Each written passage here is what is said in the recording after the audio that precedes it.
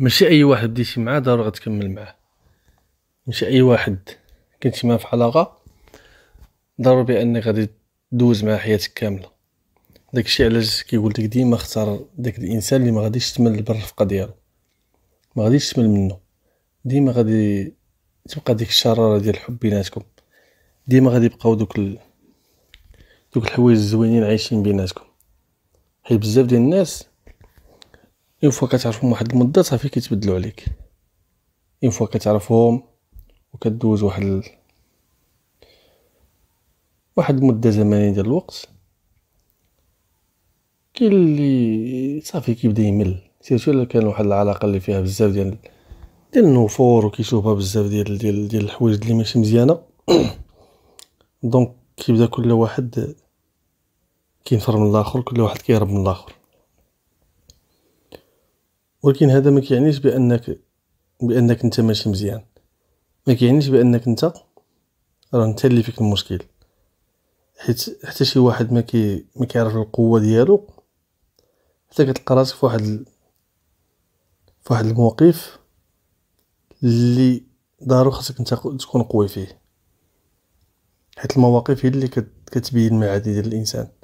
المواقف هي اللي كتبين انت شنو عندك. هاد المواقف هادو كيخليوك تبد راسك وتبد ذاتك. حيت في بعض الاحيان كيوقعوا لنا شي حوايج اللي ماشي مزيانين، ولكن من ناحيه اخرى هاد الحوايج هادو كيفتحوا لنا واحد المجال امام واحد الاحداث اللي زوينه اللي غادي نعيشوها. وثاني ما يمكنلكش تغير داكشي اللي كتفرض تواجهه.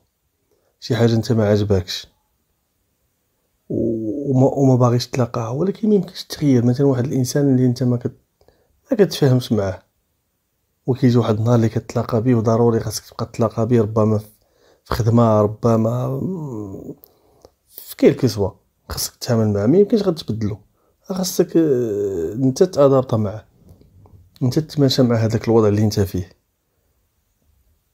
وحتى شي واحد ما هو كامل، وحتى شي واحد ما يستحق بانه يكون كامل، حيت الكمال لله. حنا كاع كنخطئوا وكاع كنديروا اخطاء، والحياه عمرها ما كانت سهله لحتى شي واحد. وحتى شي واحد ما كيعرف الناس اخرين شنو كيعانيو والحوايج اللي كيدوزو منهم. كل واحد عنده المشاكل ديالو، عنده الهموم ديالو. داكشي علاش ما خصكش تقلل من الشأن ديالك ومن الشأن ديال غيرك. راه كل واحد عنده الحرب اللي خاصه به اللي كيعيشها. الحاجه اخرى اللي الانسان ديما خصو يديرها في بالو، كيدوزو شي مرات اللي كنبغيو نبكيو فيهم، كيكونوا ندوزو على شي ظروف ما نكونوش مزيانين، كنكونوا مرضات، كنكونوا ربما مغبونين قنطانين. الانسان ديما يحاول يفرغ.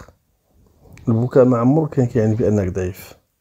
راه في الولاده ديالك البكاء كان علامه ديال الحياه، وعلامه ديال القوه، وعلامه ديال المستقبل الواعد. والانسان ديما كيخطأ. مهما كان عدد الاخطاء اللي انت خطأتيهم، مهما كان التقدم ديالك راه غادي بطيء مثلا شيئا ما، راك انت كما كان الحال كتسبق دوك الناس اللي ما كيديروا والو. حيت كاين واحد الناس اللي ما كيحاولوش كاع يزيدوا القدام، ولا غادي يجدوا الافكار ديالهم باش انهم يزيدوا بها القدام ولا تنفعهم في اللي جاي. راه الحياه ماشي هي باش انك تنتظر واحد العاصفه حتى تدوز. الحياه هي خاصك تعرف كيفاش تعيشها، خاصك تستمتع بها، تستمتع بهذاك الشيء اللي موجود عندك واللي متوفر عندك. واي واحد فينا راه عنده ذكريات مؤلمه، وعنده ذكريات اللي مزيانه واللي زوينه. الذكريات اللي ماشي مزيانه خليها وراك، ما تخليهاش تغلب عليك وتهضر بها السعاده ديالك. حيت السعاده الانيه راه خاصك تعيشها، خاصك تعيش نهار بنهار، خاصك تعيش اللحظه بلحظه. وحاول ديما بانك تكون السبب في الابتسامه ديال الاشخاص اللي يكونوا دايرين بك. على الاقل على واحد النطاق صغير اللي انت كتواجد معه.